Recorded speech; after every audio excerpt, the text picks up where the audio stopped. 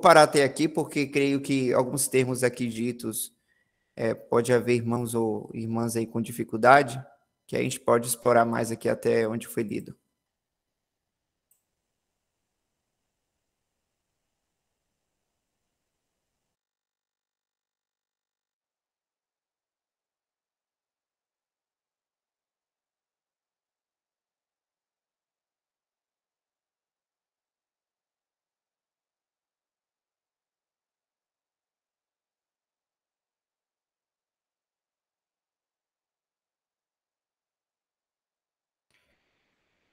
Então, a gente viu aqui no início que dispensação, ela tem um significado também de administração, administrar, ou manejar de uma certa maneira, que aqui no caso é administração de uma casa, ou gerenciamento de uma família. Um tratamento público ordenado por Deus aos homens na administração de seus caminhos em sua casa. Que no caso aqui, sua casa é no sentido coletivo das pessoas, onde essas pessoas seguem a Deus com certas regras, vamos dizer assim, para as pessoas que estão nessa casa. Então, a dispensação, ela tem como principal objetivo tratar desse assunto, significando isso. Aí, opa! Michel, você poderia ler de novo, porque quando você fez a leitura, eu não estava gravando. Ah, certo, vamos lá então. Então, eu vou recomeçar aqui a leitura, irmãos, do assunto de dispensações, do livro Definições Doutrinais, de Bruce Anstey. A palavra dispensação significa a administração de uma casa, ou gerenciamento de uma família, ou a lei de uma casa. No sentido usado na Escritura, fala de um tratamento público ordenado por Deus aos homens na administração de seus caminhos em sua casa durante várias eras. Uma vez que a casa de Deus na terra não foi estabelecida num sentido verdadeiro, até que ele formalmente assumiu relações com Israel no terreno da redenção, com a construção do tabernáculo, onde ele pôde encontrar-se com ele, que aqui é a referência de Êxodos, do capítulo 25 ao 40, mostra o processo da construção desse tabernáculo e de como Deus queria que fosse feita essa casa, né? Esse tabernáculo. Poderíamos dizer que a partir desse momento em diante, há 3 dispensações principais nos caminhos de Deus. Antes disso, os homens andavam com Deus como indivíduos, mas não havia um sistema público ordenado por Deus, tratando com os homens coletivamente em relação à sua casa.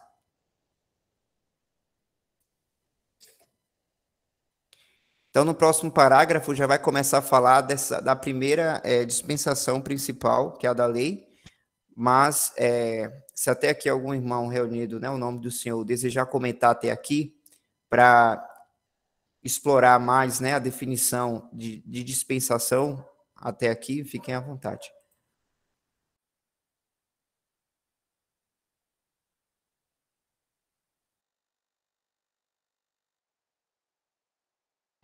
Mas a palavra dispensação tem um sentido também de economia, né? A gente ouve às vezes falar de economia e tudo mais, mas a economia tem esse sentido de como você administra uma determinada área da vida, né? Então, né, a dispensação aí tem esse sentido da economia de Deus com relação ao homem, né? Ou os tratamentos de Deus com relação ao homem. E a casa, né, a gente sempre tem que lembrar que quando fala casa, está falando, né, de um uma administração, um governo, vamos dizer assim, sobre determinadas, que quem está dentro dessa casa, no caso, dessa administração, desse governo, né, tem que se adequar, tem que se submeter às regras ou às ordenanças ou à ordem daquela casa, né? Então, quando está falando aí a direção de uma casa, a gente está falando aí da casa de Deus, ele vai falar, né? Quando fala da, da primeira dispensação aí, que ele vai dividir em três, né? A da lei, e quando ele fala da questão da organização, ordem, administração dentro da casa de Deus e daqueles que estão dentro dessa casa. Então, é só a gente imaginar a nossa casa familiar, de cada um, né? Privada de cada um, cada família, vamos dizer assim. Então, dentro de uma casa, de uma família, você tem o esposo, a esposa, os filhos, né? E quem administra ali, quem é o cabeça ali, no caso, o marido, você tem a esposa, junto com o marido também ali, adjutora e ajudando na organização e na administração da casa, e você tem os filhos.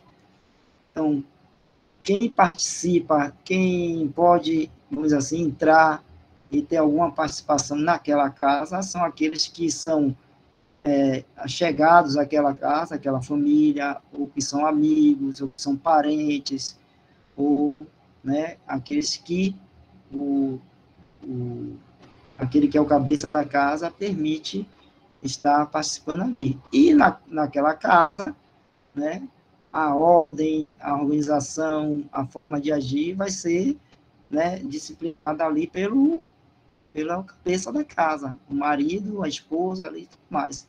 Uma pessoa de fora não pode chegar na sua casa e fazer o que quer, né? Chegar, tipo assim, uma pessoa chega de fora, entra na minha casa, bota o pé em cima da mesa, abre a geladeira, faz isso. Não, né? Todo mundo sabe disso, que não é assim. Você tem a casa, você tem aqueles que administram, e quem chega tem que estar, vamos dizer assim, se submetendo ou observando, estando de acordo com a organização daquela casa. E em relação a isso, ao que a gente está lendo aí, a gente vai falar sobre a casa de Deus, né? Primeiro, a casa de Deus aí estabelecida com o povo de Israel. Aí a gente vai ler sobre a dispensação da lei. Depois nós temos hoje a casa de Deus, né, que foi Deus deixou de tratar com Israel e trata com a igreja. Aí nós temos a Assembleia, temos a casa de Deus e temos a Assembleia, né?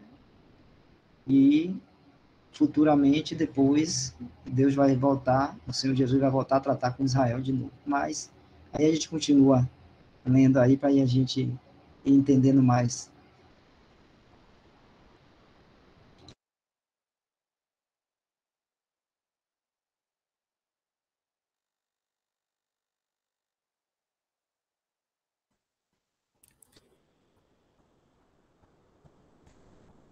Então, a gente vai prosseguir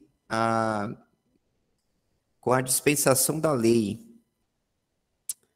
A primeira delas é a dispensação da lei, que era um tratamento ordenado por Deus aos homens, a nação de Israel, segundo o qual as obrigações e exigências da lei deveriam ser cumpridas pelo povo para que eles pudessem andar em comunhão com Deus. Essa administração passou por 3 fases. Então, a primeira fase foi cerca de 400 anos sob os juízes, desde a entrada de Israel na terra de Canaã até o final dos juízes. E a referência para isso é Atos 13, do 19 ao 20.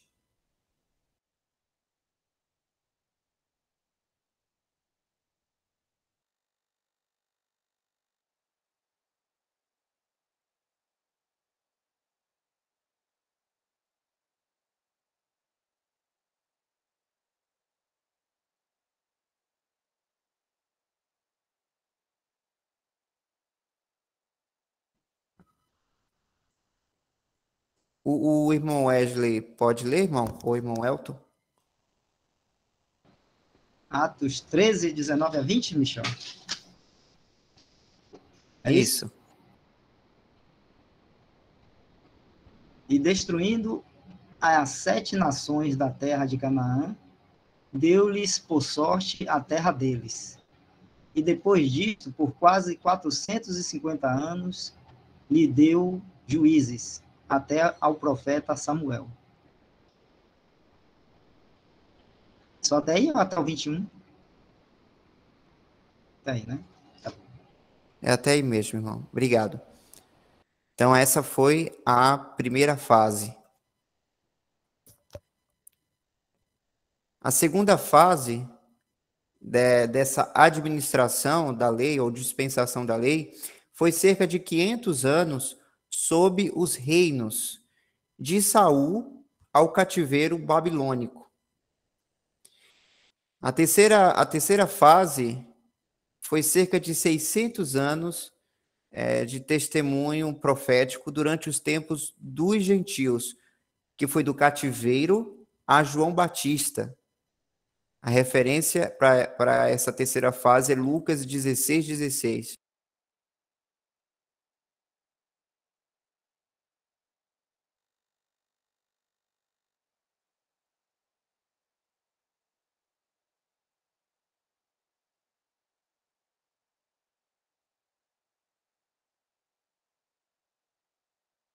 Lucas 16, 16. A lei e os profetas duraram até João. Desde então é anunciado o reino de Deus, e todo homem emprega força para entrar nele.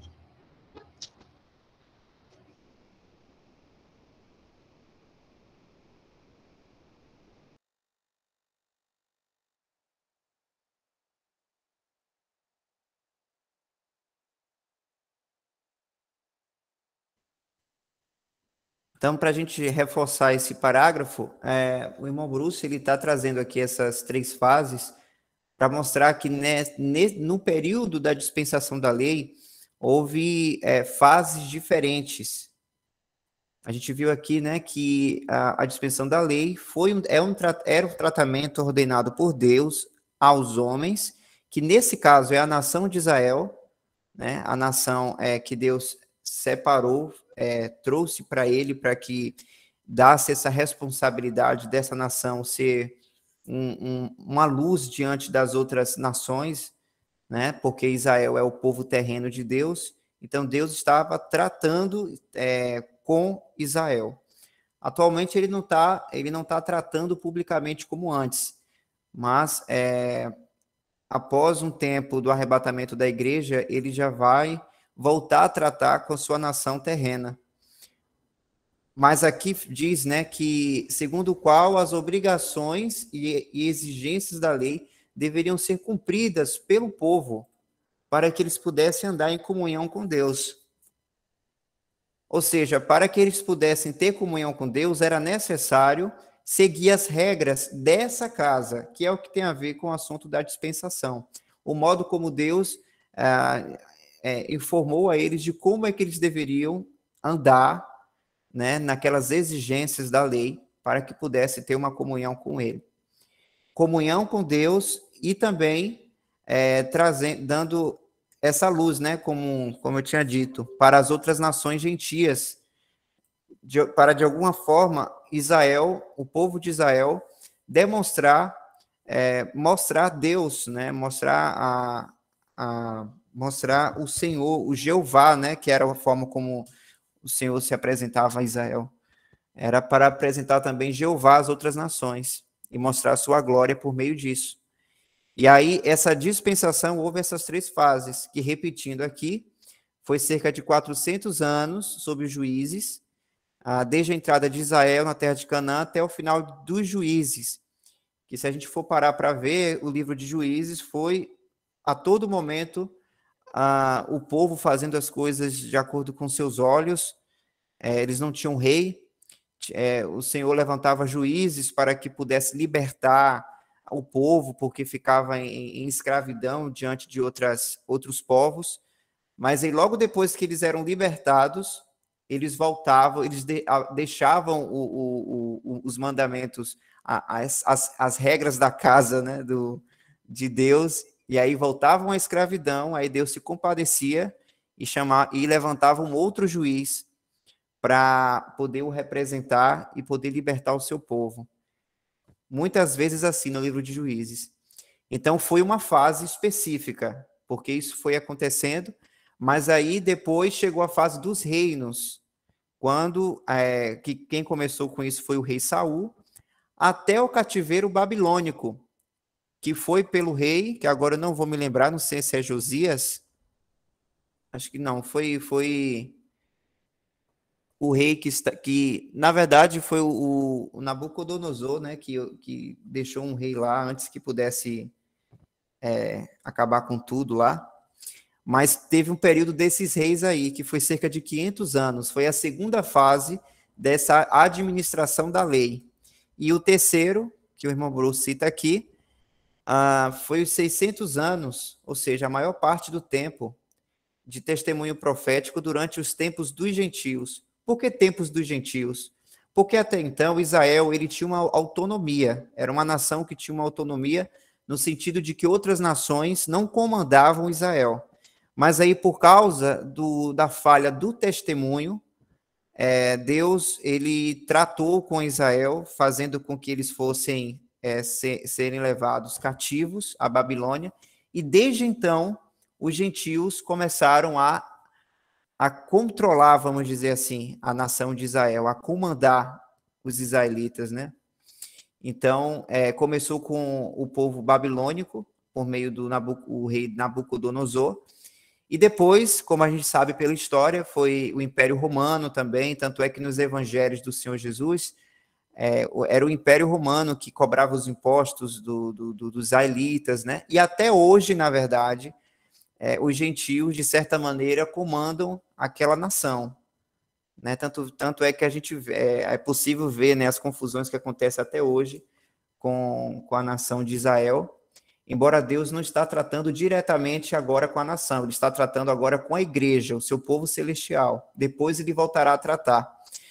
Mas ainda os tempos dos gentios, como é dito ali em Lucas 16:16. Então essas são as três fases que denotam essa dispensação da lei.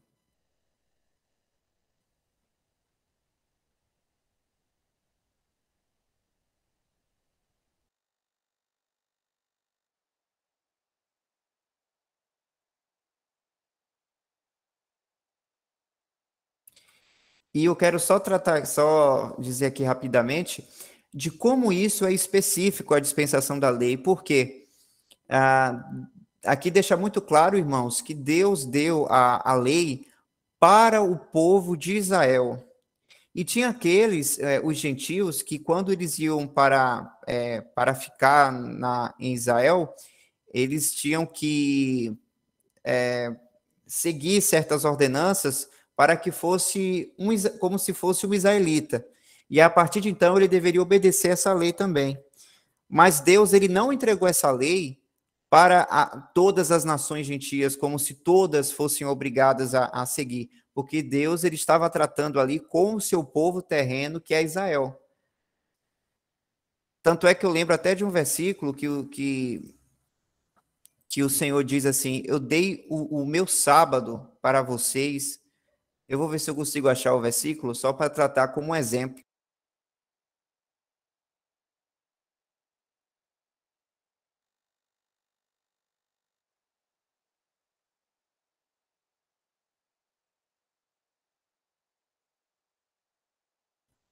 É Ezequiel, capítulo 20,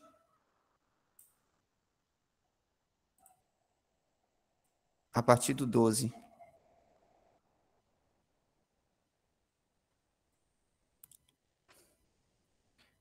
Vou começar aqui a partir do 10. E os tirei da terra do Egito. Esse os tirei aí é o Senhor falando para o seu povo terreno, Israel. E os tirei da terra do Egito e os levei ao deserto. E dei-lhes os meus estatutos e lhes mostrei os meus juízos, os quais, cumprindo-os, o homem viverá por eles. E também lhes dei os meus sábados, para que servissem de sinal entre mim e eles, para que soubessem que eu sou o Senhor que os santifica. Mas a casa de Israel se rebelou contra mim no deserto. Olha aqui o termo, a casa de Israel. A casa, porque é uma maneira de dizer de que o Senhor estava tratando coletivamente ali por certas regras, mandamentos, de uma forma coletiva, pública, que nesse caso era para Israel. Mas a casa de Israel se rebelou contra mim no deserto, não andando nos meus estatutos e rejeitando os meus juízos, os quais, cumprindo-os, o homem viverá por eles. E profanaram grandemente os meus sábados. E eu disse que derramaria sobre eles o meu furor no deserto para os consumir.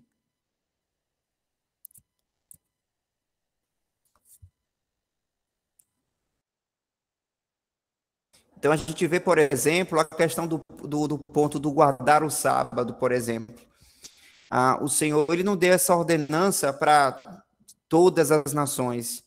Ele deixa bem claro que ele deu para eles, para Israel, os estatutos, os juízos, e também especifica do sábado como um sinal entre o Senhor e o seu povo terreno, Israel. Então, mostra que a dispensação da lei, ela era em específico para o seu povo terreno, Israel.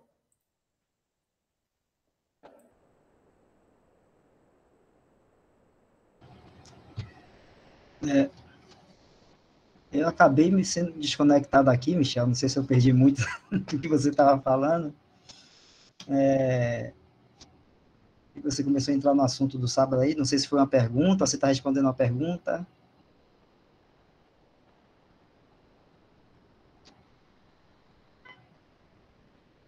Está me ouvindo? Eu estava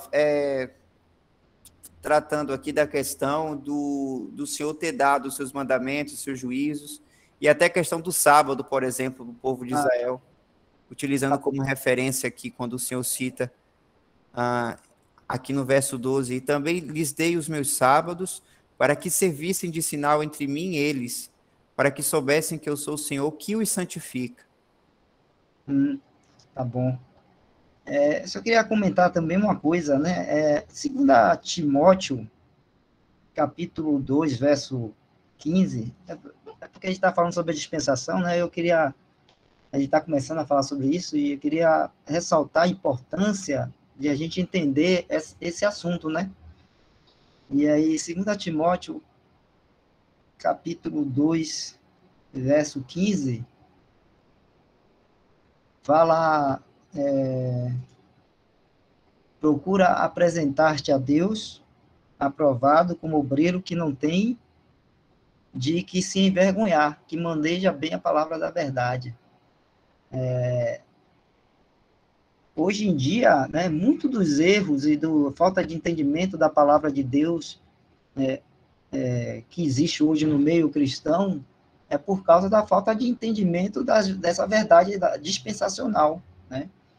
Não entende o que Deus falou para Israel, o que Deus falou para a igreja, mistura tudo, né? Por não fazer isso aí que Paulo está falando para Timóteo, né? Vai se apresentar como um obreiro aprovado, que não tem de que se envergonhar, que maneja bem a palavra da verdade. Sempre destacando que esse maneja bem, né, lá na palavra grega, no grego lá, significa você cortar reto, você, tipo, usar um bisturi para fazer um corte. A gente sabe como um bisturi é uma coisa precisa, né? Os cirurgiões usam para fazer os cortes e é uma coisa muito precisa. Então, é você fazer uma divisão, um corte preciso da palavra de Deus.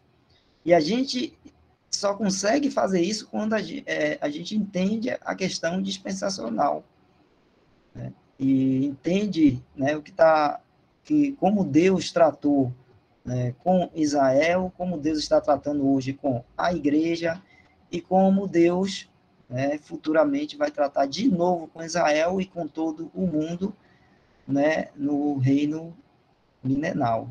né, durante o reino milenal.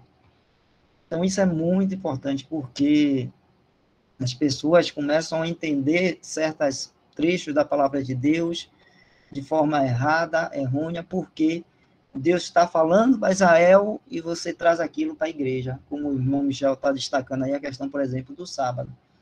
Hoje tem muitos e muitos cristãos que estão guardando o sábado, e quando foi uma coisa dada para Israel, e a gente vê até eles pegarem a palavra de Deus e ir lá no hebraico, no grego, e tem tanta vontade de cumprir as leis, né? Tem tanta vontade de cumprir as leis, que arruma verdadeiros argumentos aí que, se alguns ouvirem, pode até ser enganado por esses argumentos, né? Distorcem também, traduzem de forma não correta, né?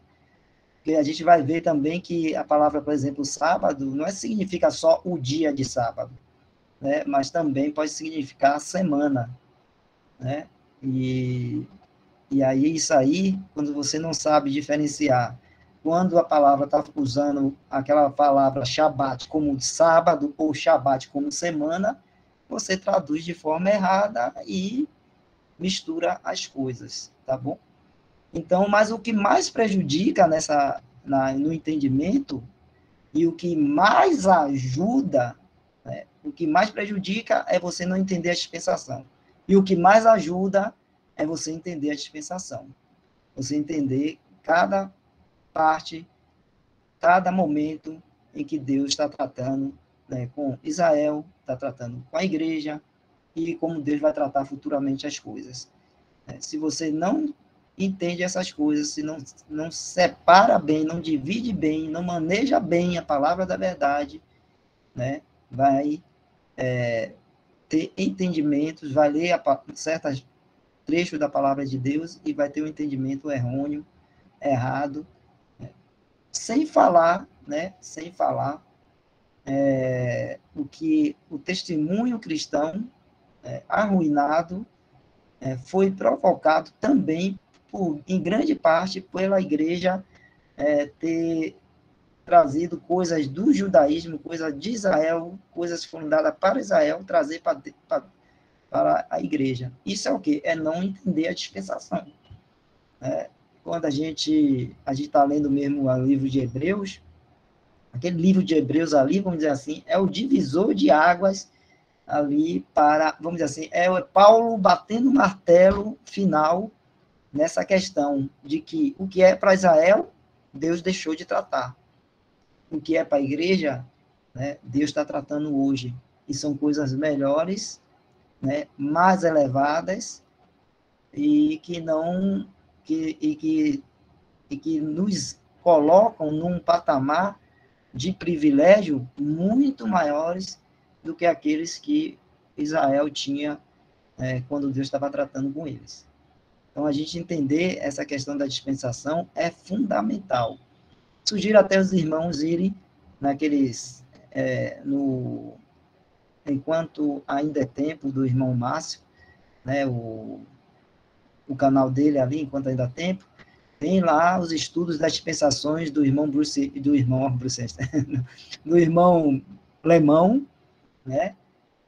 Ele fez esses estudos lá no canal do irmão Márcio durante, acho que ele levou mais de um ano, ou um ano, ele dando, né, ele falando sobre as dispensações, desde lá do início, lá de Gênesis, até o final lá no milênio, tá? Então, é uma boa forma de a gente entender essas questões das dispensações e a gente ter uma clareza na hora de a gente ler a palavra de Deus e saber para quem Deus está falando um determinado assunto, né? Eu tenho um exemplo assim que às vezes o irmão dá. Se você tem uma família, você tem vários filhos, o pai viaja e ele manda uma carta para o filho mais velho, né? E com orientações e direções, né, de como o filho deveria agir em determinada situação e tal, tal. E aí vai o outro filho, digamos assim, mais novo, pega a carta e lê aquilo e começa a querer fazer aquilo que o pai mandou o filho mais velho fazer, e não o filho mais novo. Então, a mesma, né? Se você pega a carta, você tem que ver para quem está sendo endereçada. Está sendo endereçada para quem? Ah, é para fulano de tal. Ah, tá. Ele está mandando fazer o quê? Fulano de tal, fazer tal coisa. Então, é isso. Deus, ele, vamos dizer assim, ele se dirigiu, ou ele foi tratar com um povo terreno, né? A gente leu aí, chamado Israel, né? Que passou a se chamar Israel. E depois Deus deixou de tratar com esse povo terreno e hoje trata com a igreja. E a igreja é formada tanto por israelitas, os judeus, como por gentios, né? E quando uma pessoa crê no Senhor Jesus Cristo, ele deixa de ser. Se ele é judeu, ele vai deixar de ser judeu. Se ele é gentil, ele vai deixar de ser gentil. Ele é batizado, então carrega agora o nome do Senhor Jesus, então ele passa a ser agora igreja. Né? Ele passa a ser parte agora não de um povo chamado Israel, não de alguma outra nação gentia, sei lá, Brasil, Estados Unidos, seja lá qual for a nação, mas ele passa a ser agora um cristão, igreja de Deus, pertencente à casa de Deus, Assembleia de Deus. Né? Ele passa a ser agora um outro povo, um povo que agora é um povo celestial, que não tem mais nada a ver nem com Israel, nem com os gentios, as nações gentias. Tem a ver com quem? Com Deus Pai e com o Senhor Jesus Cristo, tratando diretamente, né, com eles nas coisas relativas, né, à caminhada aqui neste mundo. Só isso, Michel, para dar uma ênfase nessa questão aí porque a gente está estudando a dispensação, que é muito bom, né?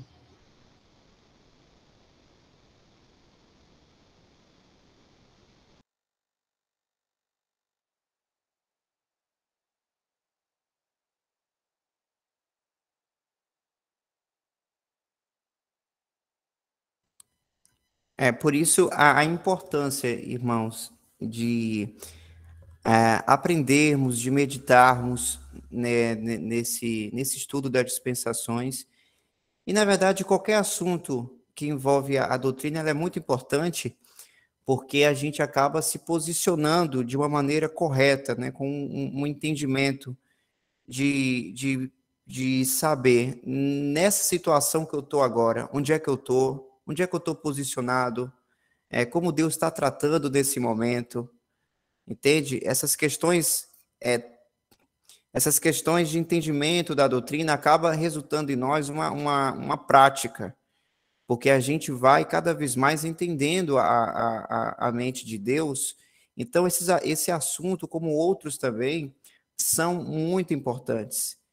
E é por isso que devemos meditar, devemos ler a palavra, né? Claro, também pode ser com o ministério escrito dos irmãos, os textos, os áudios, os vídeos, né? O que tiver, claro, preferencialmente de irmãos reunidos ao nome do Senhor, né? Na base da verdade, da sã doutrina, para que a gente possa, com esse entendimento, ter um relacionamento com o nosso Pai e o nosso Senhor Jesus Cristo, ah, com, com todo, na base correta, né, com entendimento, porque isso dá bons frutos para nós. Então, o assunto das dispensações, a importância da gente entender o que é a dispensação da lei, qual é a dispensação da graça, a do milênio, ela é muito importante. Essa reunião que a gente faz aqui, apesar de ser um tempo curto, é bom para iniciarmos, para meditarmos, mas é maravilhoso quando a gente vai buscar mais, né, além daqui, porque é um assunto realmente que são muitos detalhes, aí para que a gente possa compreender melhor o assunto, é muito bom ler com mais atenção. Então, é isso, basicamente, né? Tudo que envolve os assuntos de Deus, ela vai acarretar em nós proveitos. É sempre positivo.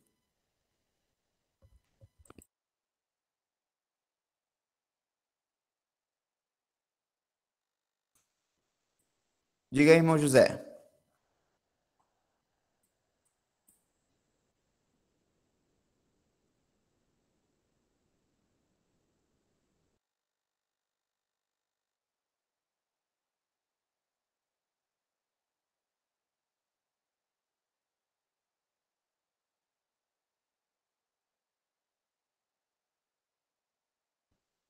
Aquela referência de Lucas 16 e 16 que a gente leu, vou abrir lá novamente.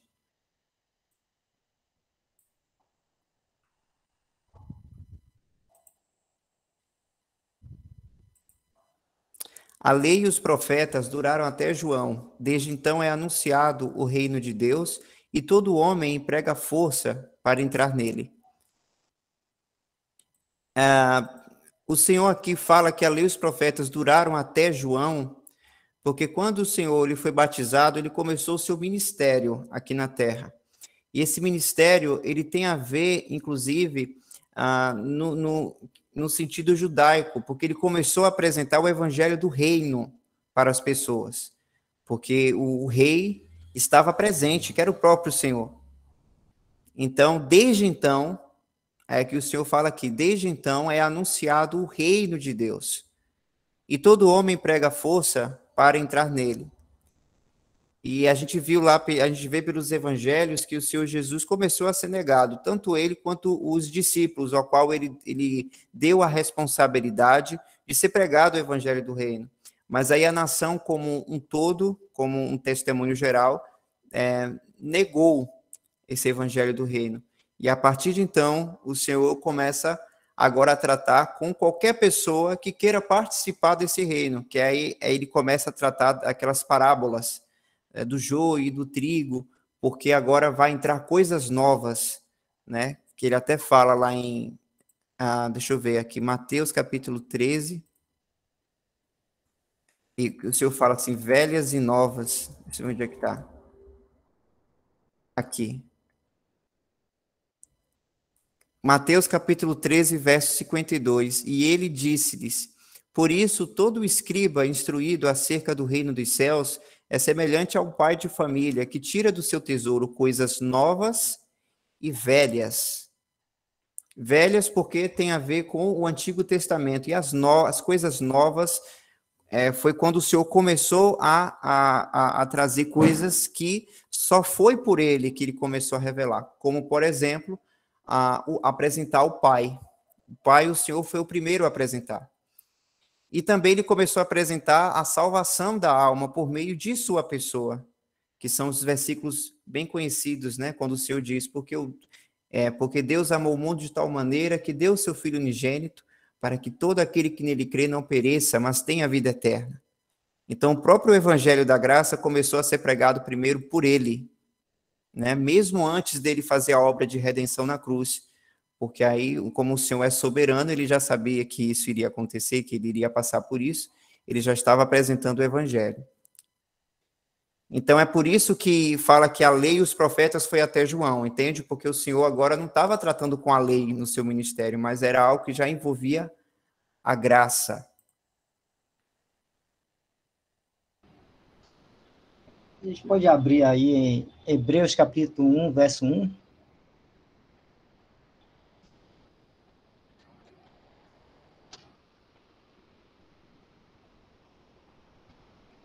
Hebreus 1, verso 1. A gente sempre tem que lembrar que essa epístola aí foi escrita para os cristãos, né, hebreus, ou seja, eram da antiga dispensação lá de Israel, depois eles creram no Senhor Jesus, e aí Paulo escreve essa carta aí para eles. Então, havendo Deus antigamente falado muitas vezes e de muitas maneiras aos pais pelos profetas, a nós falou nesses últimos dias pelo Filho. Darwin traduz em o Filho, né? A nós nos falou nestes últimos dias em o Filho. Então, quando ele está falando ali em Lucas 16, 16, que ele foi até João, é porque João foi o último profeta do Antigo Testamento, né? Ele foi realmente o último. Até João, né, ali, foi o último profeta que veio anunciando e falando do Messias que viria para o povo de Israel, né? Ele é a voz que clama do deserto, né? Que preparou o caminho do Senhor Jesus ali. Então, quando o Senhor Jesus começou o ministério dele, é aquilo que Hebreus está falando lá, ó. A nós falou-nos nestes últimos dias em o Filho, ou seja, o próprio Deus, o próprio Senhor Jesus Cristo, o próprio Filho de Deus, agora não estava mais usando nenhum profeta, para anunciar. Ele mesmo começou a pregar e anunciar. Ele, nos evangelhos, ele prega, né, o evangelho do reino, que é aquilo que o Michel falou, né? O rei já está presente aqui, ó, né? Crê, né, no Filho de Deus, crê no Messias, né, para ser salvo. Né? Então, ele pregava o reino, o evangelho do reino. E depois, durante o ministério dele, né, a nação, né, os líderes da nação, seus príncipes e tudo mais, e a grande maioria do povo, a gente sabe que quem creu no Senhor Jesus só foi um remanescente de Israel, não foi o todo, o total, né, a nação como um todo, não foi. Pelo contrário, eles, né, passaram a perseguir ao Senhor Jesus, maltratar, e até a gente vê no episódio finais ali antes da crucificação, que o próprio povo escolheu Barrabás, né, e mandou crucificar o Senhor Jesus. Algumas pessoas gostam aí, alguns teólogos gostam de dizer assim, não, que não foi o povo, foi aqueles líderes lá de Israel. Não, foi todo mundo, foi os líderes de Israel, foi o povo também, porque o Senhor Jesus é retratado bem aquilo ali. O Senhor Jesus é colocado, né, e é colocado Barrabás, um criminoso, né, um marginal, um criminoso, que merecia realmente aquela pena de morte, o Senhor Jesus não, e foi colocado diante do povo, e o povo disse, solta Barrabás, crucifica o Senhor Jesus. Né? Então, não tem essa coisa de desculpa, dizer que foram alguns do povo ali de Israel, do judeu, não, foi a nação como um todo, né? Que rejeitou o seu Messias. E nos evangelhos a gente vê, né, quando lê os evangelhos, a gente vê o Senhor Jesus pregando o evangelho do reino, da vinda, né, do rei, do reino dos céus e tudo mais. E depois a gente vê ele sendo negado, ele sendo perseguido, e depois eles querem até perseguindo o Senhor Jesus para o matar, até conseguir, né? Até conseguir. Então, até aquele período ali de João, João foi o último profeta do Antigo Testamento. Depois veio o Senhor Jesus, depois o povo, né, o negou e não recebeu, veio para o que eram os seus e os seus não o receberam, como fala lá em João, e depois veio então da morte e depois a ressurreição do Senhor Jesus. Então o Senhor passou a tratar, então, formou a igreja, né? A gente vê lá no Pentecoste, e passou a tratar então com esse povo celestial que é a igreja de Deus, né? A Assembleia de Deus aqui na Terra. Deus está tratando com eles agora.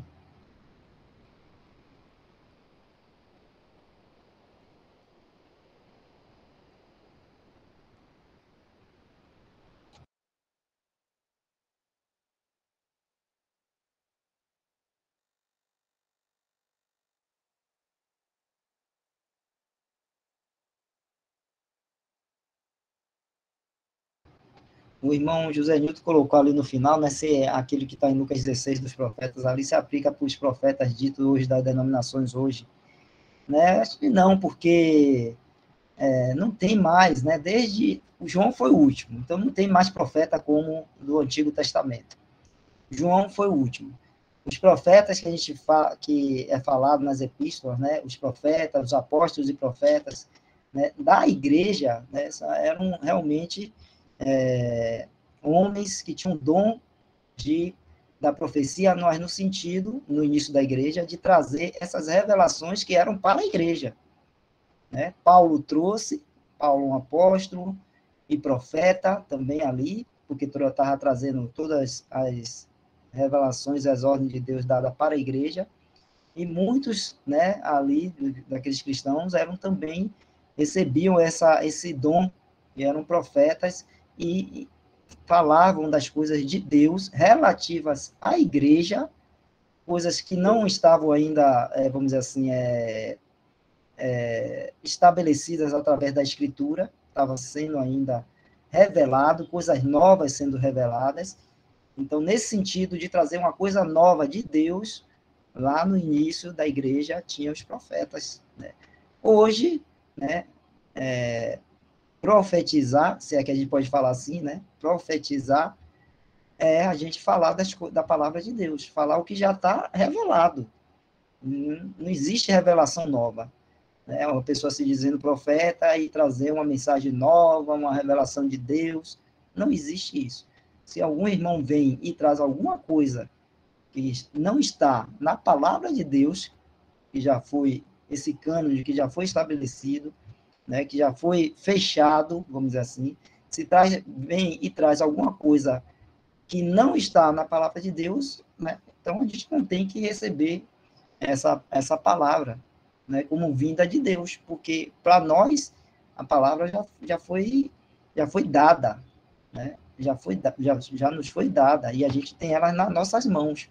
Então a gente ouve o irmão falando, e se ele fala de acordo com a palavra de Deus, fala da palavra de Deus, é um profeta, está profetizando. Mas se ele vem dizendo que é um profeta e traz coisas novas, revelações novas, e não está na palavra de Deus, então a gente pode então julgar e dizer que não vamos receber aquele ensino, porque não está de acordo com o que já nos foi revelado pela palavra de Deus. Tá bom?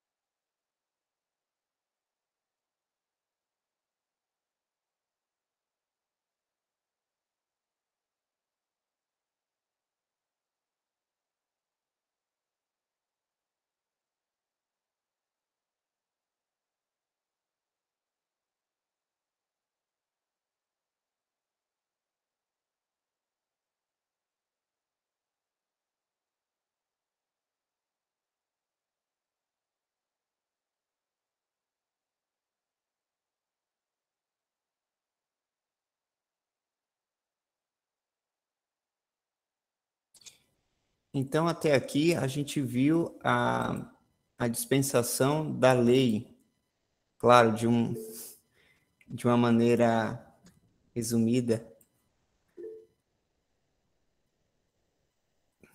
Então, a gente pode, então, seguir agora para a segunda dispensação principal, que é a presente dispensação, é a qual a gente está hoje inserida, que é a dispensação ou administração do mistério.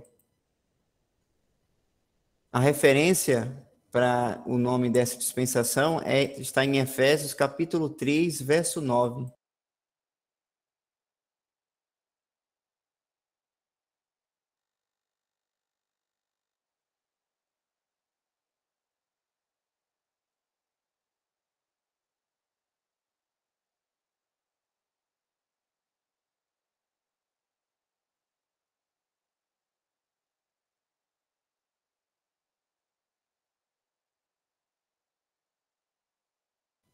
Vou ler aqui, irmão. E demonstrar, Efésios 3, 9. E demonstrar a todos qual seja a dispensação do mistério, que desde os séculos esteve oculto em Deus, que tudo criou.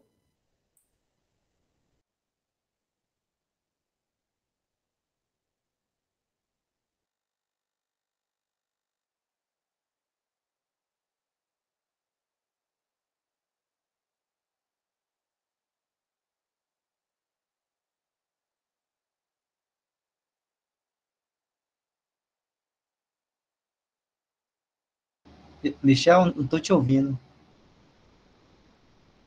Ah, tá. Eu deixei desligado o microfone. Mas os irmãos viram o versículo lá que eu mostrei, Efésios 3, 9? Só o versículo. Você lê o versículo, depois ficou mudo. Pronto. Então, vou continuar aqui. Essa é uma administração especial para o governo de uma companhia celestial de pessoas, que é a igreja, nesse presente dia da graça. O apóstolo Paulo foi encarregado de demonstrar a todos acerca do que envolvia essa administração. 3 vezes ele fala de lhe ter sido dada uma revelação especial da verdade relativa à presente dispensação ou administração. Então, a primeira referência que a gente vai ver aqui é 1 Coríntios 9:17.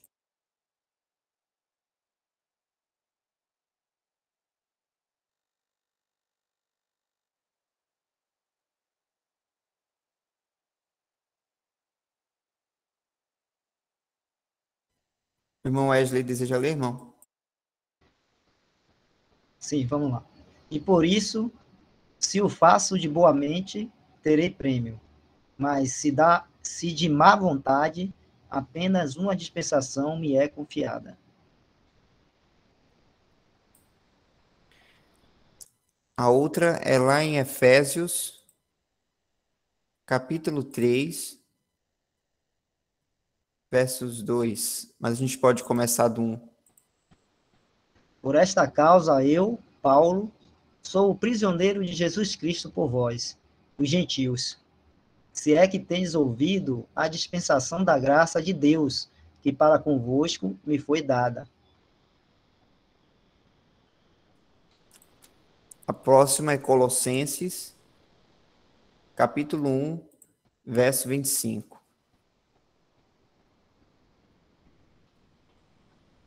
Da qual eu estou feito ministro segundo a dispensação de Deus que me foi concedida para convosco, para cumprir a palavra de Deus.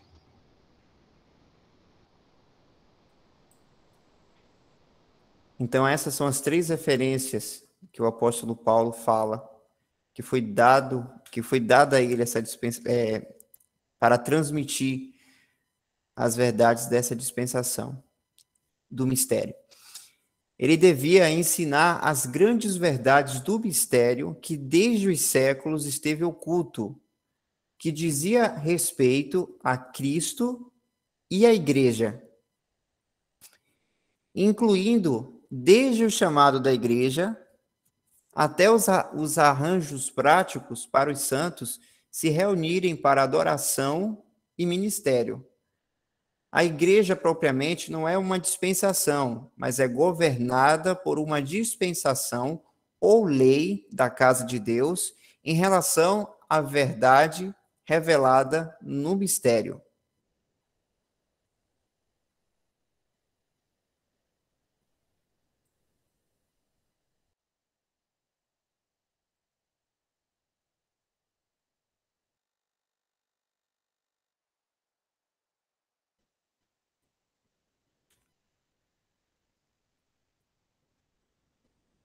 Então, a gente está vendo aqui que essa dispensação já é algo totalmente diferente da dispensação da lei.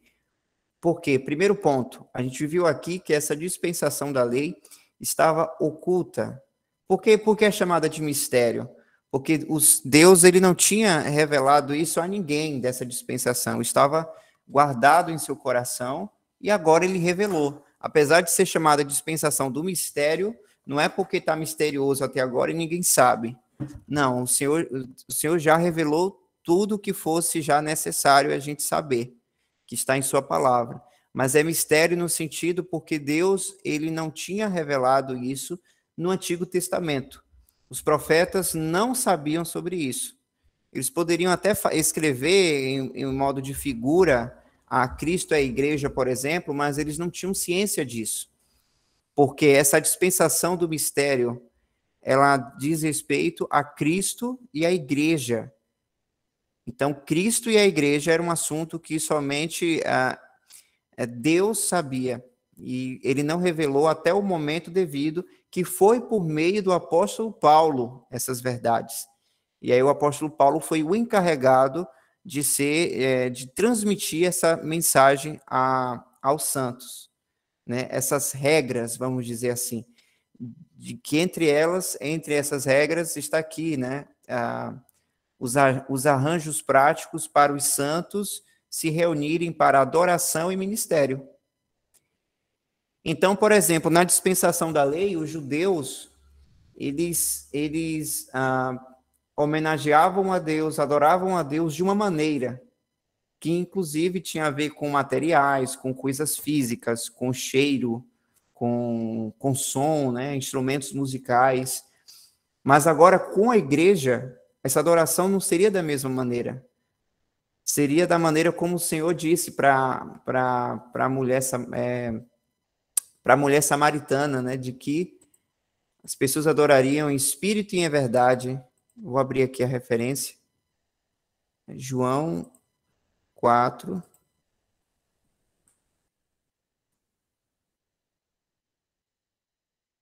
João 4, 23. Mas a hora vem, e agora é, em que os verdadeiros adoradores adorarão o Pai em espírito e em verdade, porque o Pai procura a tais que assim o adorem. Então, olha aqui que o Senhor também traz aqui a apresentação do Pai, o Pai. O Pai busca adoração em espírito e em verdade. Então, já seria algo totalmente novo, que inclusive a Epístola de Hebreus vai tratar muito sobre isso, sobre a adoração. Então, esse estilo de adoração totalmente diferente do que se fazia na casa de Deus, que é o templo, o tabernáculo dos israelitas, não seria da mesma maneira. Então, a dispensação, a administração de Deus com as pessoas referente à adoração, ela mudaria. Então, essa mudança precisava ser explicado, e o apóstolo Paulo foi por meio dele que o apóstolo Paulo foi começar a explicar essas diferenças, a trazer essas novidades aos cristãos. Então, é por isso que o irmão Bruce explica que a igreja propriamente dita, né, não é uma dispensação. A igreja não é uma dispensação, mas a igreja ela é governada, certo? Por regras, que o Bruce cita aqui, lei, né?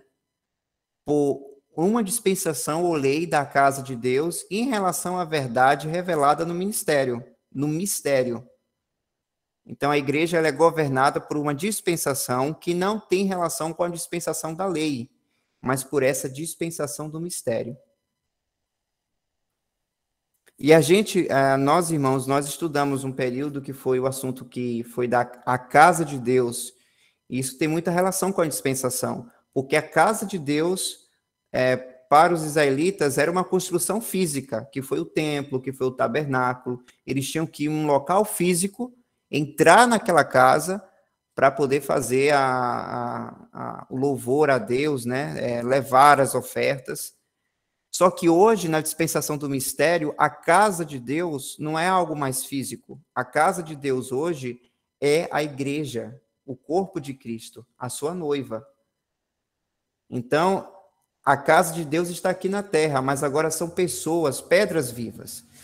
Só que, como a gente viu, como a casa de Deus hoje, qualquer pessoa pode se relacionar, ou seja, um falso crente, vamos dizer assim, uma pessoa que professa ser cristã, mas não é verdadeiramente, não crê no Senhor verdadeiramente, ela está envolvida na casa de Deus, porque está no meio da profissão, está professando, está no meio dos cristãos, mas ele não é verdadeiramente parte dessa casa.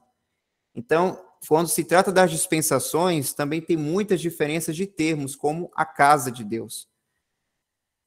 Então, para repetir, casa de Deus, na dispensação da lei, era um templo mesmo. Hoje, na dispensação do mistério, a casa de Deus são os cristãos verdadeiros. E quando se trata do testemunho, qualquer pessoa que professa ser cristão, ela está inserida nessa casa. Porque hoje, o que é o templo de Deus? A gente viu lá nas epístolas de Paulo, a gente sabe que o templo de Deus hoje é o nosso corpo, o templo de Deus é o nosso corpo. Então, há muitas... Eu estou tratando aqui somente do termo casa, mas tem várias outras palavras que elas mudam de significado porque Deus está administrando hoje de uma maneira diferente. O que era para os judeus um sentido, para a gente hoje vai ser outro.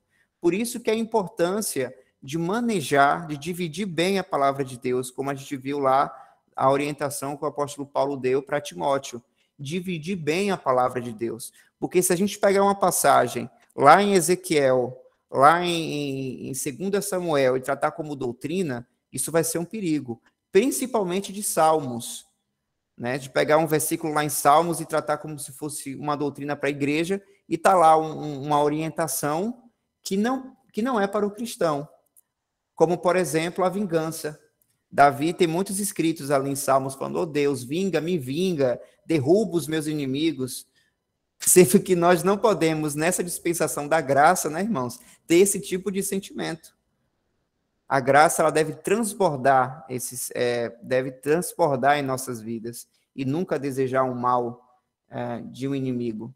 Porque nós sabemos que nós éramos inimigos de Deus e Ele, pela graça, nos salvou. Então, nós devemos ver as pessoas que vão contra nós, ver que Deus pode salvar essa pessoa também por meio do Evangelho, como nós fomos salvos também. Então, percebe a diferença da administração de Deus, como muda? E é importante a gente estar atento sobre isso.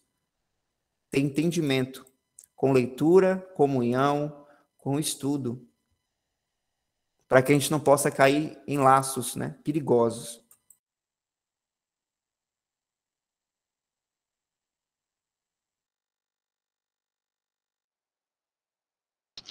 É interessante a gente destacar aí, né, o que o irmão Bruce fala aí sobre duas últimas linhas aí, né, que ele fala: a igreja propriamente não é uma dispensação, mas é governada por uma dispensação ou lei da casa de Deus em relação à verdade revelada no mistério. Você lembra quando eu estava comentando sobre casa, né? Por exemplo, eu tenho minha casa, na minha casa eu tenho minhas regras, né? Então, ninguém pode chegar na minha casa e querer fazer o que quiser. Vai ter que se comportar de acordo com a regra da casa.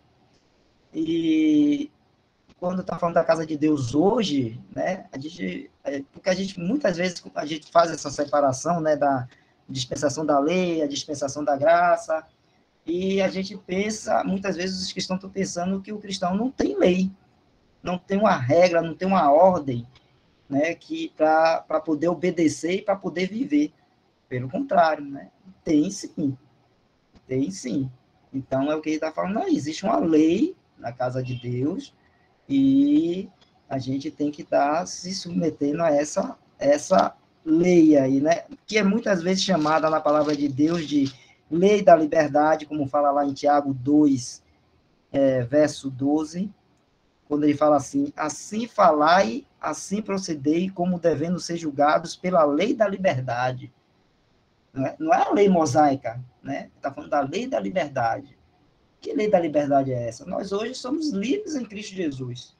Fomos libertados do pecado, né? Da morte, né? E estamos, assim, submissos ao Senhor Jesus Cristo e estamos vivendo nessa lei da liberdade. Essa liberdade que o Senhor nos deu.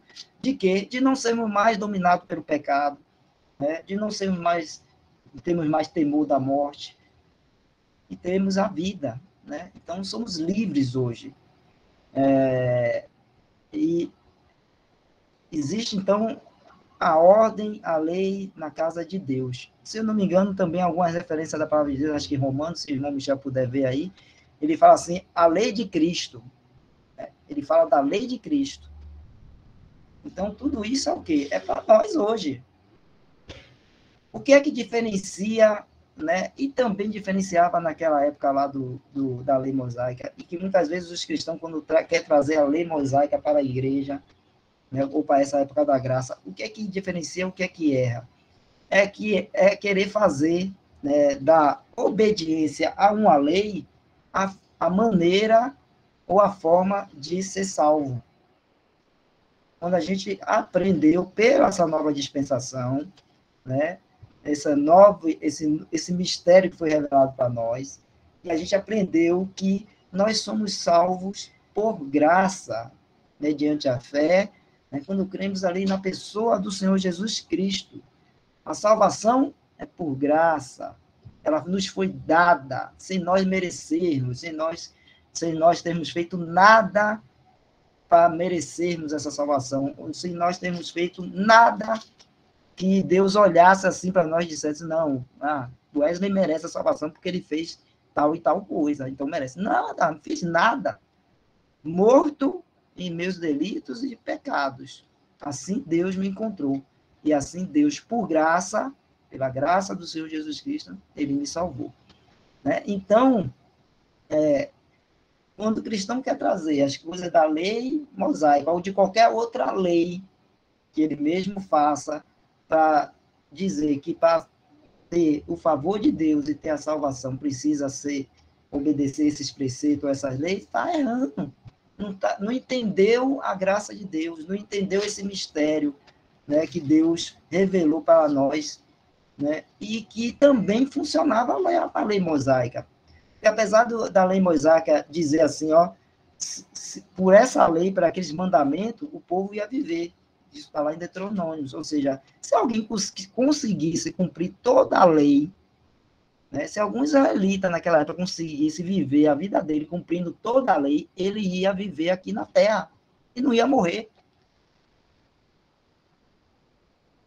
Se ele conseguisse cumprir toda a lei mosaica, não errasse em nada, ele ia viver aqui na terra, ter vida aqui na terra. Então, era essa vida que eles buscavam, que eles procuravam. Quando se falava em vida eterna para o povo judeu, para os israelitas, eles estavam entendendo uma vida eterna aqui neste mundo, lá na terra prometida deles, eles vivendo como nação ali e tal, e dominando sobre as outras nações, e tendo prosperidade, muita colheita boa, tendo filhos, uma casa grande cheia de filhos, colheita abundante, prosperidade, aonde? Aqui na terra. Era isso que eles entendiam como vida eterna. Né? E até isso o Senhor Jesus, quando veio, mostrou a eles que a vida eterna não é isso. A vida eterna é, né, conhecer ao Pai e ao Filho. A vida eterna a gente tem quando a gente crê no Senhor Jesus Cristo. Então, é uma coisa muito que vai muito mais além e muito mais abrangente e profunda do que simplesmente viver uma vida aqui, para sempre aqui na Terra, que era o que eles buscavam ao tentar cumprir toda a lei. Então, nenhum deles conseguiu cumprir toda a lei. Mas como é que foram salvos? Abraão foi salvo. Abraão não, né? Desculpa, Abraão foi antes da lei. Moisés foi salvo, Davi foi salvo, né? Elias e tantos outros. E a gente sabe que nenhum deles cumpriu toda a lei. Todos falhos, todos, né, em algum momento pecaram. Tanto é assim que eles tinham que ir sempre lá no templo fazer os sacrifícios, pedir, confessar os pecados, fazer os sacrifícios para perdão de pecado. E todo ano o sacerdote tinha que entrar no Santo dos Santos para levar diante de Deus, né, o pecado do povo e tudo mais, para poder haver ali o perdão, vamos dizer assim, né? Então, né, não conseguia, a lei não salva, né? Pelo contrário, a lei condena. Por quê? Porque o homem não consegue cumprir aquilo que é a lei de Deus, que é boa, santa, que é aquilo que é os pensamentos de Deus, não consegue cumprir. Se não consegue cumprir, o que é que vem como resultado? Condenação. Morte, porque não conseguiu cumprir. Mas, nesse tempo da graça, a dispensação da graça, o que é que nós aprendemos, entendemos e até conseguimos, olha como é o privilégio, a gente consegue até entender, né, por que, né, aqueles santos do Antigo Testamento foram salvos. Eles não foram salvos por cumprir toda a lei. Eles foram salvos também por graça. Por graça, porque eles viveram, mesmo eles não conseguindo cumprir toda a lei, eles viveram, né, na esperança e na confiança que Deus ia providenciar aquele que ia salvá-los, né, que era o Messias. Eles viveram, mesmo não conseguindo cumprir a lei, toda a lei para poder ser salvo, entendendo que, então, como eles não conseguiam cumprir toda a lei, eles só tinham, então, que só restava a ele a graça e a misericórdia de Deus para salvá-los. Foi assim que Moisés viveu, foi assim que Davi viveu, foi assim que Elias viveu, e todos os outros. Né? E todos os outros. E quem entende isso? Eles não entendiam isso, mas o cristão hoje ele entende isso. porque ele vive nessa dispensação da graça, teve essa revelação dada por Deus desse mistério, e pode viver na prática, né, essa graça maravilhosa de Deus, né, que salva.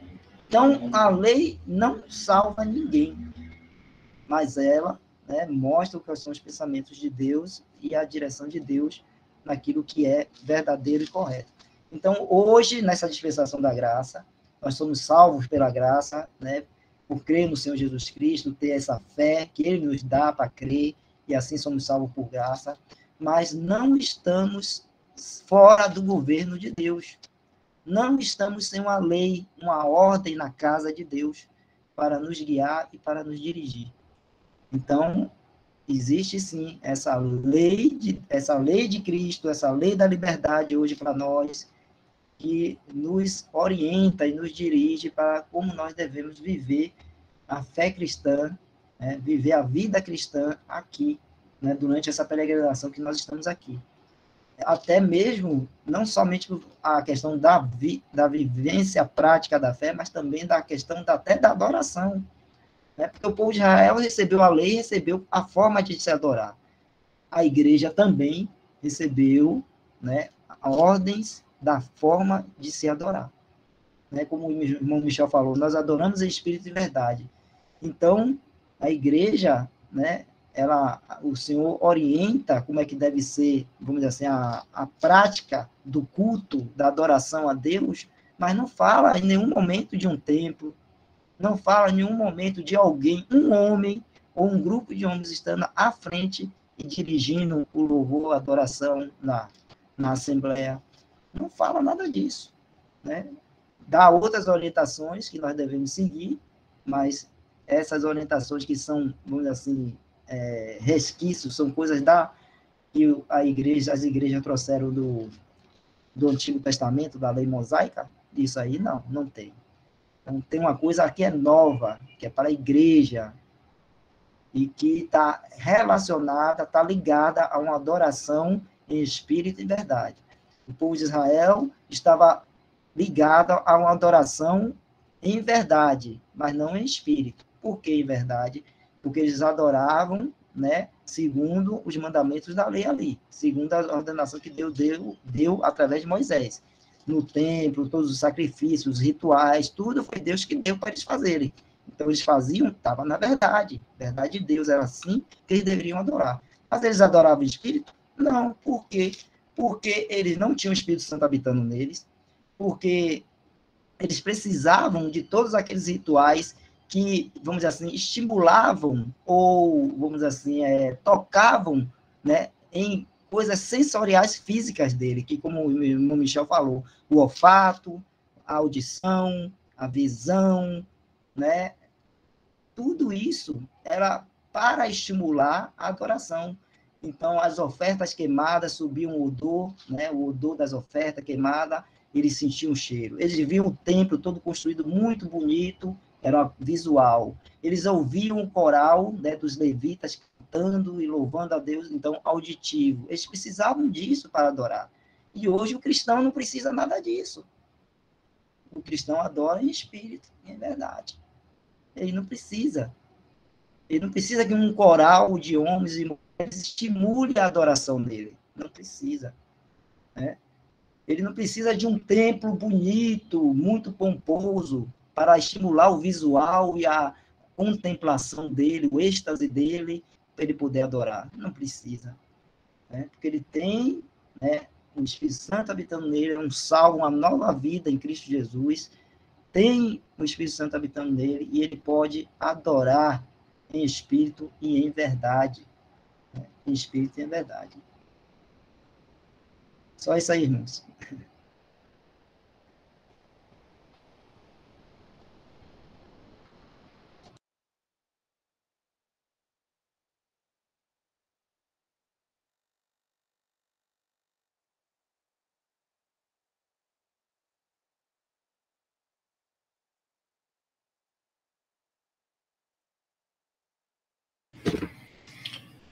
Então, irmão, já são 9h38.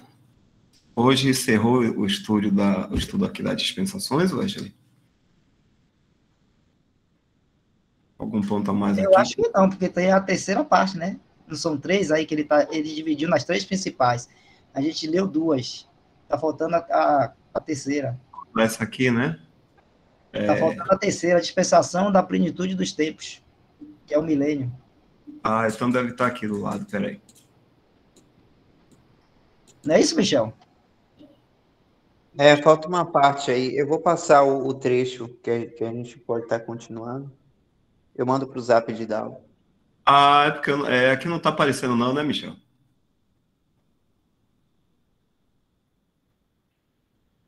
Deixa eu ver aqui. Ah, tem aqui, ó. A partir daqui, não é isso? Isso, isso. Pronto. Aí, Michel. Então a gente continua na próxima segunda-feira esse assunto aqui. Espero que todos tenham recebido pelo menos um ponto desse discernimento da dispensação, né, que os irmãos explicaram aí.